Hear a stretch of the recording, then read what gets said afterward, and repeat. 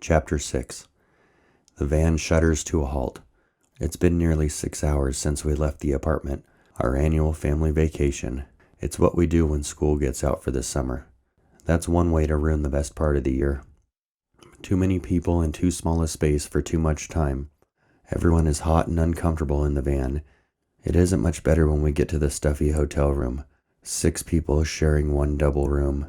I'd rather just be at home. At least then I'd get my own bed. Used to be, when my brother and sister were babies, my parents would go on vacation a couple of times per year and we'd stay home while my aunt or grandma would watch us. If I was lucky, they'd split us up and have each of us stay with a different relative for the week. When my grandpa was alive, that was my favorite place to stay. We'd eat sugar cereal and stay up late watching TV. After that, I guess I liked to stay with my Aunt Trudy. But that was before all the drama with my cousin getting pregnant. Maybe they're running out of places to send us. The Stratosphere is one of the big hotels on the Vegas Strip. From the outside, it looks like the Space Needle.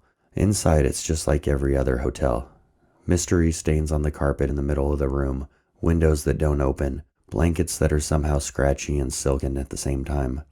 The rooms aren't even in the tower. They're in a smaller building next door. After dinner, my mom wants to visit the casino downstairs while my dad gets my younger siblings ready for bed. I want to check out the casino too, so I go with her. I've never seen a casino before. "Does your dad spend a lot of time with Kim?" she asked me in the elevator as the doors close. "No, not any more than any other manager." "Admit it, he's having an affair with her." "What? That's ridiculous. I spend more time with Kim than he does." "You're just lying to protect him." When we get downstairs, she tells me I can only walk on the abstract patterned carpet of the aisle, and I'm not allowed to step foot on the red carpet that covers most of the ground floor, or they'll arrest me. "Stay where I can see you," she says, walking to a nearby slot machine and ordering a drink from the waitress in the black miniskirt. I pace up and down the aisle between the elevator and the theater, looking at the flashing machines, listening to the clanging bells, the shouts coming from the crowds gathered around the tables. It's all overwhelming. I wave to get my mom's attention, but she's too involved in the ritual of inserting a quarter into the slot and pulling the lever between drinks. I could go hang out in the arcade and watch people play games. I'd have to let her know where I was going, or she'd have the whole Metropolitan Police Force looking for me. Since there's nothing for me to do here, I go back up to the room. I don't know why people think Las Vegas is so great. The next day, on our way to Arizona, we stopped by the Malibu Grand Prix to visit my dad's friend Jeff. They used to work together at the Malibu in Fresno before Jeff moved to Nevada. It's early, and they haven't opened yet, so we don't get to try out the 4 different go-kart tracks, but Jeff turns on the power to the arcade so we can play games while my parents hang out with him by the snack bar. I'm not even through my first handful of tokens before we have to pile back into the van and get on the southbound freeway. Fortunately, our next stop is only an hour away. Any amount of time in a van with a 6, 8, and 11-year-old is too long. With my headphones on, I stare out the window at the signs for the roadside casino motels and gas stations advertising loose slots. Loose slots, that's funny. We park across the road from the massive concrete structure that spans the gap between 2 rocky cliffs and continues down hundreds of feet, disappearing into the river below. It looks like any other bridge from on top, except that it curves in an arc. Looking down, I imagine what it would feel like to jump down into the river, feeling the exhilaration of the wind rushing past before I hit the water below. Inside, it's less interesting. Rows of turbines, each the size of a house, whir loudly as we walk by. The tour guide tells us that enough water can flow through the giant pipes to fill 15 swimming pools in just 1 second. That seems like a lot to me, even for a place this big. Most of what he says I can't hear over the deafening hum of the equipment. The most interesting thing I learned while flipping through books in the gift shop is about the father and son who both died working on the dam. The strange coincidence is the father was the first person to die working on the dam, and the son was the last. They died on the same day, 13 years apart. About 100 people died between the two. If my dad died by getting run over by a go-kart, for example, I'd probably find a new place to work. The next leg of the drive is about 4 hours, 5 with bathroom stops. When we finally get to the hotel, it's nearly dark outside. A few buildings over is an IMAX theater. The movie we see there isn't like a regular movie. There aren't actors or special effects. It's just an hour-long video of the Grand Canyon with a narrator talking over it. Back at the room, I race to claim my place in a bed before my brothers. I'm going to be stuck sharing with one of them either way. Better than the floor, I guess. In the little corridor next to the bathroom door, my dad is on the phone. He's been calling into Mount Asia every day to make sure the other managers have things under control. Otherwise, everyone has been restricted access to the phone so we can spend as much quality time together as a family. Barf. My dad hangs up the phone and nods to my mom. She announces that they have big news, and my dad tells us to gather together on the bed. Your dad just got a new job in Oakhurst, so he's going to be moving back home. Yay, when, Dad? My brother shouts excitedly. In 2 weeks. When we get back, your brother and I will start packing.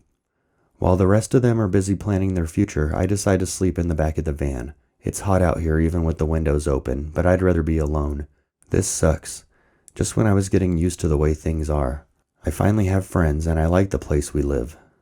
Now I have to leave everything behind. Again. Twice in 1 year.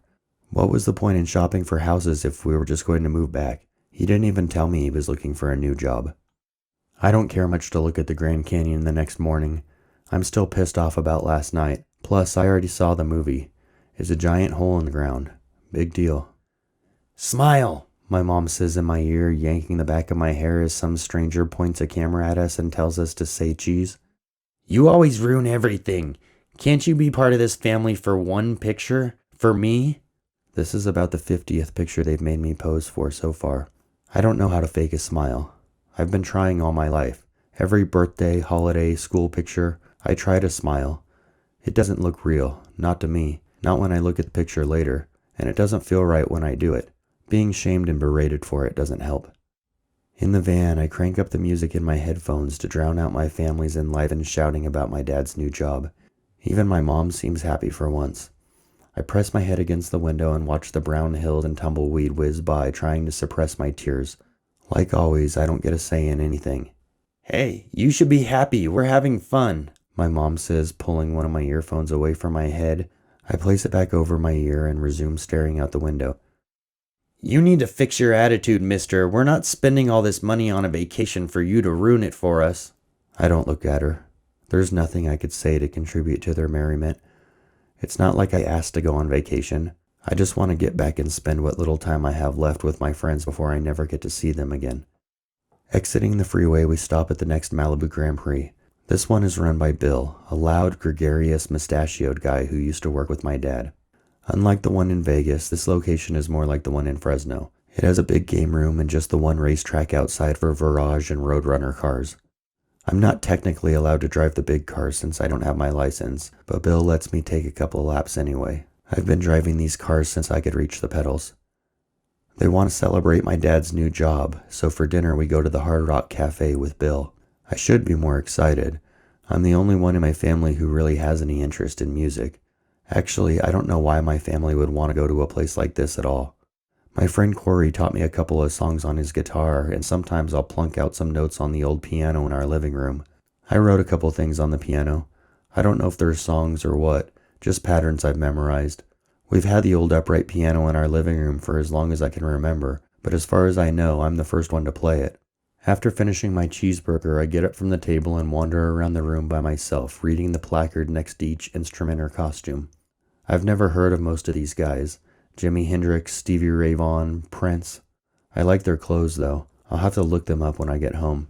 They have Michael Jackson's red jacket. I recognize that from the Thriller video. Moonwalker was one of my favorite movies when I was little. That would be a cool movie for them to show in IMAX.